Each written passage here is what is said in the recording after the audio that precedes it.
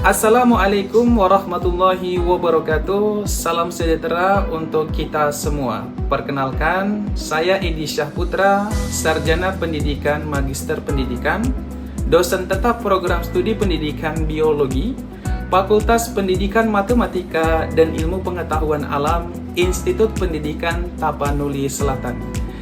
Saya memiliki latar belakang pendidikan di bidang pendidikan biologi dan telah menjalankan tugas dosen dari tahun 2022 hingga saat ini. Video ini saya buat sebagai salah satu bentuk pemenuhan persyaratan sertifikasi dosen tahun 2026, yaitu pernyataan diri dosen dalam unjuk kerja Tridharma Perguruan Tinggi atau disebut dengan PDD UKT-PT, khususnya pada bidang pengajaran. Pada kesempatan ini, saya akan memaparkan salah satu mata kuliah yang saya ampuh, yaitu Biologi Konservasi. Mata kuliah ini ditujukan pada program studi pendidikan biologi mahasiswa semester 6 dengan bobot 2 SKS. Mata kuliah Biologi Konservasi merupakan mata kuliah yang mempelajari konsep, prinsip, dan strategi pelestarian keanekaragaman hayati sebagai upaya menjaga keseimbangan ekosistem dan keberlanjutan sumber daya alam. Adapun ruang lingkup mata kuliah meliputi biodiversitas, penyebab kepunahan spesies, genetika konservasi, konservasi in situ dan ex situ, kebijakan konservasi, perubahan iklim, konservasi berbasis masyarakat, serta pemanfaatan teknologi dalam mendukung upaya konservasi. Melalui mata kuliah ini, mahasiswa dibekali dengan pengetahuan, keterampilan, dan sikap ilmiah untuk memahami konsep dan penerapan konservasi keanekaragaman hayati. Selain menguasai teori, mahasiswa juga diarahkan untuk mampu menganalisis berbagai permasalahan konservasi, mengevaluasi strategi pelestarian yang telah diterapkan, serta merancang solusi konservasi yang berbasis data ilmiah, teknologi, dan pemberdayaan masyarakat. Adapun capaian pembelajaran lulusan atau CPL yang dibebankan pada mata kuliah ini adalah 1. Menguasai konsep, prinsip, teori, keterkaitan antar cabang ilmu biologi, khususnya yang berkaitan dengan keanekaragaman hayati dan konservasi sumber daya hayati. Yang kedua, mampu menerapkan pemikiran logis, kritis, sistematis, kreatif, dan berbasis data dalam menganalisis berbagai permasalahan konservasi. Ketiga, mampu memanfaatkan teknologi dalam mendukung kegiatan konservasi. Keempat, mampu melaksanakan kegiatan lapangan, observasi, dan penelitian sederhana dalam bidang biologi konservasi. Yang kelima, mampu mengkomunikasikan hasil kajian dan rancangan program konservasi secara ilmiah. Sedangkan capaian pembelajaran mata kuliah ataupun disebut dengan CPMK meliputi CPMK 1, menguasai konsep, prinsip, dan teori biologi konservasi sebagai dasar pelestarian keanekaragaman hayati. CPMK 2, mampu menganalisis berbagai permasalahan konservasi berdasarkan konsep ilmiah, data, dan hasil penelitian.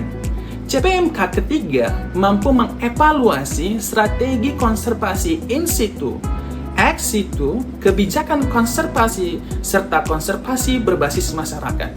CPMK 4, mampu memanfaatkan teknologi dalam mendukung kegiatan konservasi keanekaragaman hayati.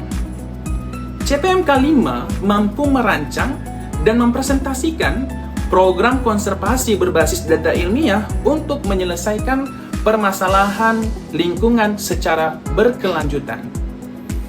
Pelaksanaan pembelajaran dilakukan secara tatap muka selama 16 kali pertemuan yang terdiri dari 14 kali perkuliahan, 1 kali ujian tengah semester, dan 1 kali ujian akhir semester. Adapun pembelajaran yang dilakukan pada video kali ini merupakan pertemuan ke-11 dengan judul materi konservasi berbasis masyarakat, integrasi pendidikan lingkungan, dan Sustainable Development Goals atau disebut dengan SDGs dengan pendekatan DIA yaitu Delivery, Interaction, dan Assessment dengan model pembelajaran Case Based Learning atau disebut dengan CBL. Langkahnya diawali dengan penyajian kasus, dilanjutkan analisis dan diskusi untuk merumuskan solusi, kemudian diakhiri dengan presentasi, refleksi, dan evaluasi pembelajaran. Adapun komponen penilaian ataupun assessment dinilai dari partisipatif 10%, kemudian proyek 40%, kemudian tugas 5%, kuis 5%, ujian tengah semester 15%, dan yang terakhir adalah ujian akhir semester 25%. Selanjutnya, saya akan menampilkan cuplikan pembelajaran yang saya lakukan. Demikian pemaparan singkat dan cuplikan pembelajaran pada mata kuliah Biologi Konservasi. Semoga dapat memberikan gambaran mengenai komitmen saya dalam mewujudkan pembelajaran yang inovatif, bermutu, dan berpusat pada mahasiswa. Terima kasih atas perhatian Bapak Ibu tim penilai. Wassalamualaikum warahmatullahi wabarakatuh. Baik, bismillahirrahmanirrahim. Assalamualaikum warahmatullahi wabarakatuh.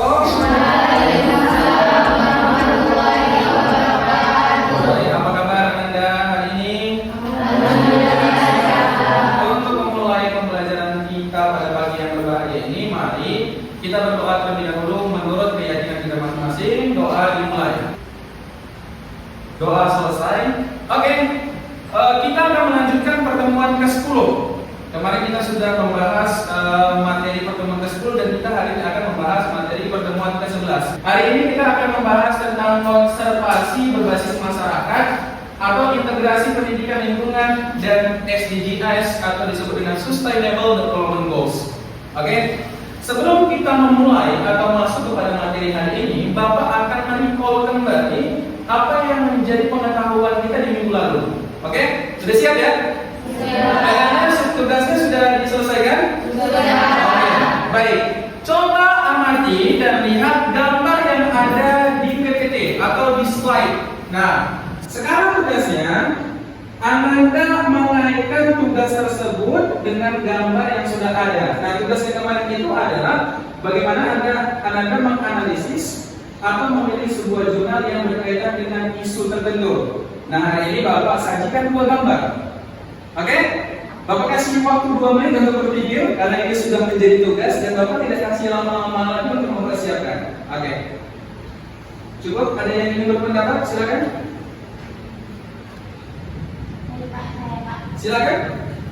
Silakan begini. Baik, terima kasih atas kesempatannya Pak. Menurut artikel yang telah saya baca pada minggu lalu, dua gambar tersebut merupakan kerusakan lingkungan di mana disebabkan oleh perubahan iklim dengan campur tangan manusia yang mengakibatkan. Kedua gambar tersebut adalah MAPA yang mengakibatkan kerusakan lingkungan pada dua gambar tersebut, di mana yang pertama deforestasi, yaitu penebangan hutan secara liar, dan yang kedua yaitu gambar yang menunjukkan banjir, Pak. Oke, apa sebelum pertemuan kita? Ini kelompok berapa ini? Dari kelompok 2. Oke, kelompok 2. Ini masukkan dengan kelompok selanjutnya. Untuk pendapat yang kedua, siapa yang ingin memberitahu? Silakan. Oke, silakan. Terima kasih pada Bapak yang telah memberikan saya kesempatan untuk memberikan pendapat saya pada gambaran depan. Jadi Pak, menurut saya berdasarkan jurnal yang sudah saya pelajari tadi malam tentang deforestasi dan perubahan iklim, di mana dari gambar 1 itu kan dapat kita lihat itu adalah akibat dari aktivitas manusia, yaitu deforestasi yang menebang hutan secara liar sehingga mengakibatkan banjir pada gambar tersebut. Nah, inilah Pak, jadinya kerusakan lingkungan berubah sehingga aneka ragam hayati di tempat tersebut menjadi punah dan kehilangan tempat tinggal. Oke, betul. kelompok ini kelompok 2. Berarti ini lupa kelompok sepertinya. Oke, ini kelompok apa? Kelompok 1. Kita jawab satu. Oke, sangat bagus wawasan yang sudah diberikan dan Ananda sudah mengaitkannya dengan jurnal yang sudah dikaji di minggu yang lalu. Oke, kita lanjutkan. Nah, sebelum kita masuk ke dalam pembelajaran, tentunya kita harus memiliki tujuan pembelajaran. Yang pertama nantinya dari materi ini adalah bagaimana Ananda bisa menganalisis permasalahan konservasi berbasis masyarakat. Kemudian yang kedua adalah kita akan mengkaji bagaimana keterkaitan si program SDGs dengan konservasi. Dan yang ketiga, kita akan mengidentifikasi kira-kira peran masyarakat dalam mengkonservasi itu apa dan keterkaitannya dengan kearifan lokal. Nah, contohnya apa? Kalau kita di sini di daerah kita terkenal dengan kearifan lokal budaya Batak Angkola, atau bisa kita ambil dari nilai leluhur dari Anatolu, betul. Prinsip-prinsip kehidupan dari Anatolu yang bisa diterapkan dalam nilai-nilai konservasi. Dan yang keempat adalah gimana kita akan menyusun sebuah solusi yang konteksnya berkaitan dengan permasalahan konservasi. Konservasi basis masyarakat itu adalah di mana masyarakat mampu mengelola sumber daya bersama secara berkelanjutan melalui aturan lokal tanpa harus bergantung pada negara. Ada juga yang menyatakan di poin kedua, para ahli juga mengatakan bahwasanya konservasi harus memperhatikan aspek sosial dan ekonomi masyarakat lokal. Nah, ini banyak konsep tentang teori yang menyatakan sebuah makna dari konservasi berbasis masyarakat. Tentunya ini bisa menjadi referensi bagi Anda untuk memahami sebenarnya konservasi berbasis masyarakat itu apa. Dan kedepannya hal ini juga bisa kita implementasikan di daerah kita.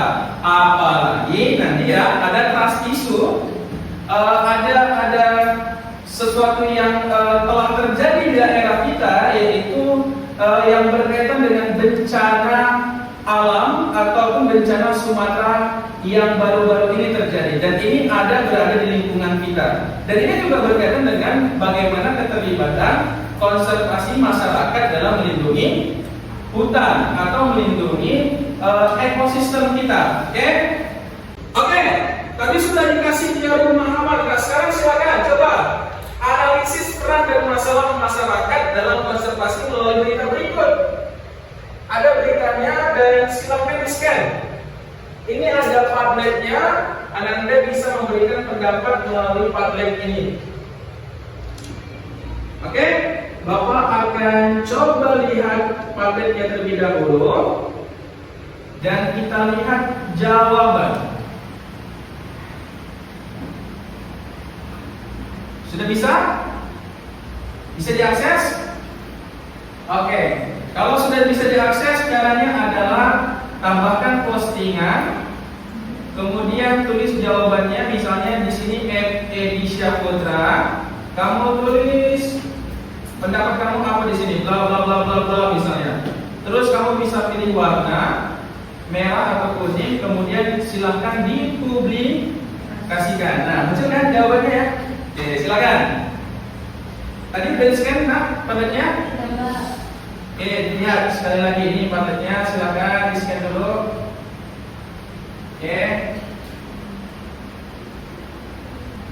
Berdasarkan berita yang sudah Anda baca, berita yang disajikan, kira-kira apa analisis peran dan masalah masyarakat dalam konservasi melalui berita yang tadi?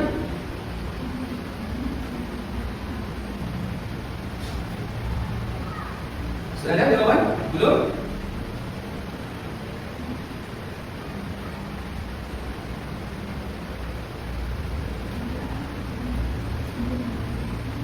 Oke, sudah ada nih, alhamdulillah. Dari Nadira Rahmadanti. Konflik di Taman Nasional Tesonilo tentang pertentangan antara konservasi ekonomi lokal dan intervensi mafia lahan. Oh, bagus tuh ya, analisis ada intervensi yang dilakukan oleh mafia lahan. Masyarakat adat atau lokal yang telah terabaikan, kurangnya pelibatan masyarakat adat dalam konservasi atau program konservasi. Berkaitan dengan materi kita ya.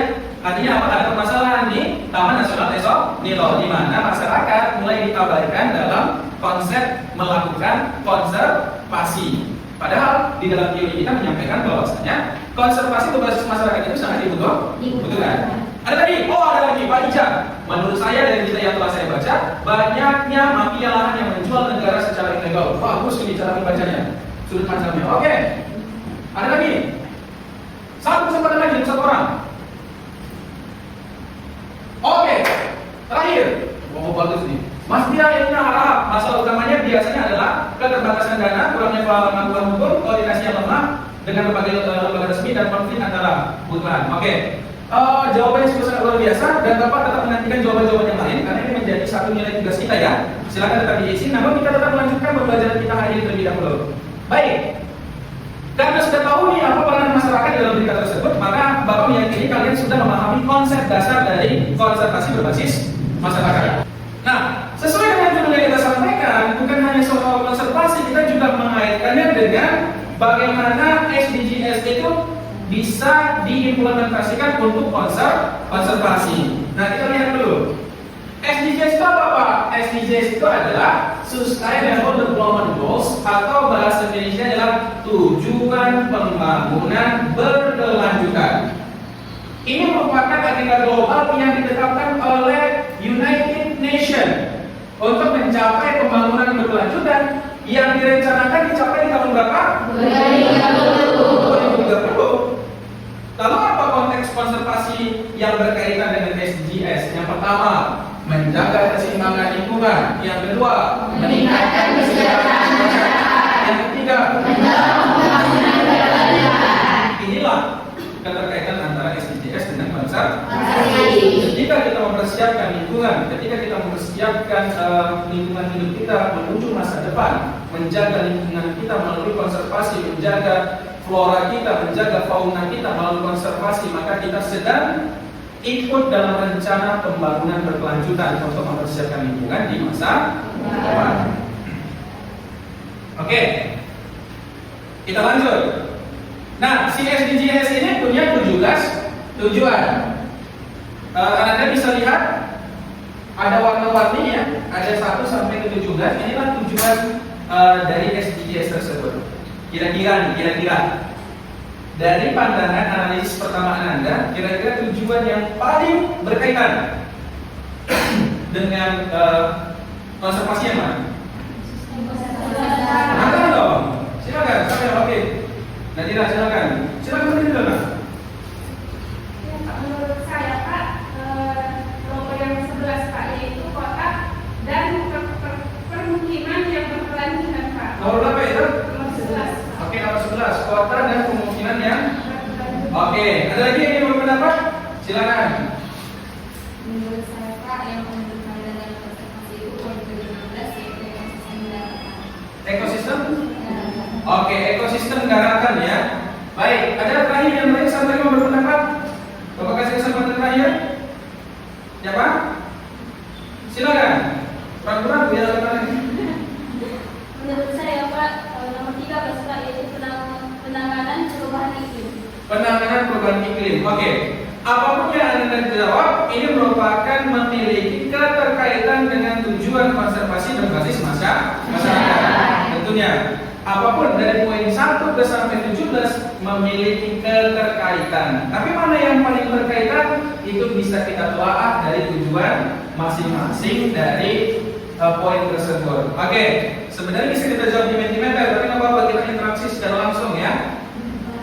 Oke, nah karena kita sudah belajar tentang konservasi berbasis masyarakat, maka kita mau buat satu model based learning. Oke, kita bagi dua kelompok supaya mempersingkat waktu. Silakan.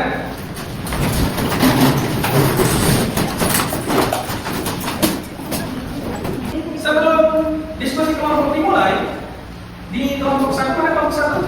Oke, kelompok 1 siapa yang jadi ketua kelompok? Oke, ini apa M-nya? Nanti hasil jawabannya itu tolong diisi di lembar kerja mahasiswanya ya. Kelompok 2 siapa yang kedua? Iya kan? Oke, ini. Silakan nanti hasil diskusi kelompoknya dicantumkan di dalam LKM-nya ya. Oke. Yang pertama, susunlah argumen yang pro dan argumen yang kontra untuk apakah kira-kira proyek PLTA Batang itu berdasarkan argumen kalian memiliki dampak atau memiliki sisi dampak positif dan dampak negatif. Nah, silakan untuk menentukan kalian pro atau kontra. Ketua kelompok silakan maju ke depan.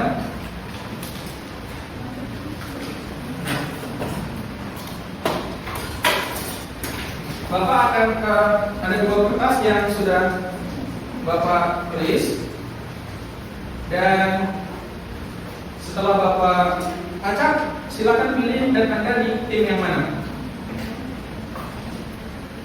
Ini kelompok berapa nih kelompok? Kelompok 1. Pro. Oke, kontra. Silakan kembali ke kelompoknya.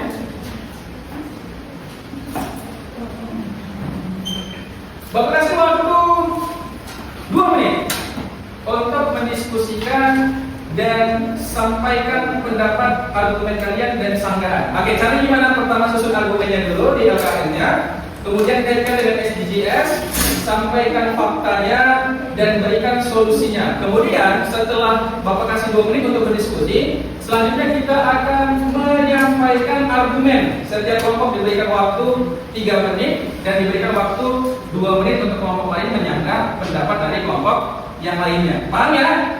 Ada pertanyaan? Selesai bisa? Oke, kita akan melakukan perdebatan case based learning antara pro dan kontra tentang proyek PLTA Batang Toru. Silakan berdiskusi.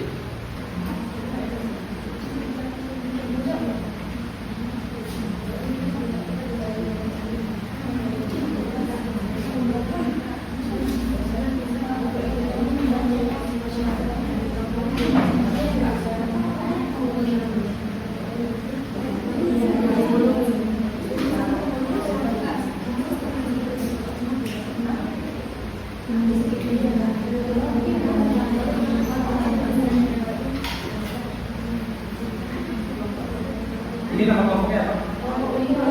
Kelompok lingkungan. Oke.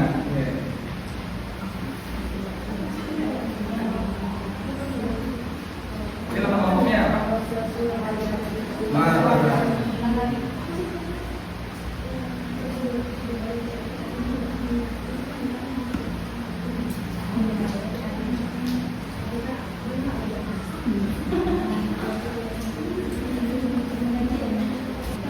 Oke, waktunya habis. Selesai. Silakan ditulis di LKM-nya. Kita nggak perlu banyak persiapan. Bapak meyakini kalian sudah memahami karena ini sangat kontekstual dengan permasalahan kita yang sedang terjadi di daerah kita sendiri. Oke, siapa dulu yang menyampaikan pendapat? Pro atau kontra? Silakan. Ada lingkungan dan matahari. Silakan. Oke, silakan. Dari kelompok lingkungan dulu. Ini kelompok apa? Lingkungan. Maksud Bapak masuk pro atau kontra? Oke, pro, silakan. Perkenalkan, kami dari kelompok lingkungan yang berargumen. Pertama itu, PLTA dapat menghasilkan energi terbarukan yang mengurangi ketergantungan pada bahan bakar fosil. Cukup? Ada pendapat yang lain? Silakan. Baik, perkenalkan nama saya Nafisa Sabila, kami dari kelompok lingkungan. Jadi, pro pada proyek PLTA Batang Toru ini sangat banyak pro dan kontranya. Jadi, kami di bagian lingkungan mendapatkan masalah pro. Kalau kita lihat, ekonomi pada masa sekarang itu sangat melonjak. Makanya teman-teman, jadi PLTA ini sangat membantu masyarakat dalam perekonomian. Jadi banyak masyarakat yang dipakai, apalagi masyarakat yang asli dari situ, dari desa tersebut, sangat terbantu dengan adanya PLTA ini. Karena satu, dia membantu dalam menaikkan perekonomian. Yang kedua, adanya masukan listrik secara besar-besaran. Baik, terima kasih. Oke, terus dulu untuk kelompok pro. Oke, Bapak kasih kesempatan untuk teman-teman dulu menyampaikan pendapat. Baru kita sesi sanggah-sanggah ya. Oke, dari sini siapa yang menyampaikan? Kelompok tadi silakan. Saya Ibrahim, kami dari kelompok kontra. Tapi jangan merupakan faktanya bahwa orang hutan ini merupakan spesies langka dan berpotensi akan merusak lingkungan nantinya. Dan spesiesnya sekarang tinggal 800 spesies. Dan merupakan fakta itu, dan orang hutan cuma terdapat di Tapanuli. Cuma ada di Tapanuli. Oke, ada lagi tambah dari teman-temannya? Silakan. Sebelum argumen ditutup, yakin cukup untuk menjawab argumen kelompok kelompok ini lingkungan ya dari kelompok. Cukup kelompok kontra? Oke, kita masuk ke sesi sanggahan. Siapa dulu yang ingin menyanggah? Silakan. Oke, silakan kelompok pro. Baik, terima kasih. Kami menerima bahwa kelompok kontra menyatakan sebagian perusahaan orangutan itu dikarenakan dari PLTA. Namun kita lihat kembali apakah memang dasarnya memang dari PLTA atau dari ancaman yang lain. Contohnya masih banyak penebangan hutan, pembakaran liar, penambahan hutan, ada fungsi lahan, sehingga bukan hanya dari PLTA saja yang merasa kerusakan tersebut. Rusaknya semua punahnya orang hutan Tapanuli itu yang tersisa hanya 800 itu bukan hanya berasal dari PLTA tersebut. Dapat kita lihat dari masalah-masalah yang lain. Jadi tidak semuanya permasalahan itu dari situ. Terima kasih. Oke, terus dong. Ada sanggahan lagi dari kelompok kontra, silakan. Siapa dulu? Ayo, silakan. Baiklah, saya mengingatkan kembali. Tapi faktanya PLTA ini sudah menggunakan lahan di mana hewan itu dilindungi. Jadi dia sudah ikut mengambil atau mengambil habitat dari orang hutan itu sendiri. Dan juga bisa menjadi solusi pindah ke tempat yang lain saja yang nggak ada orang hutannya. Oke. Bisa pindah ke lokasi yang lain. Kalau yang di tadi menganggap bahwa saya bukan hanya PLTA, mungkin ada penyebab yang lain. Ada lagi pendapat yang lain? Silakan dari tim kontrak, silakan.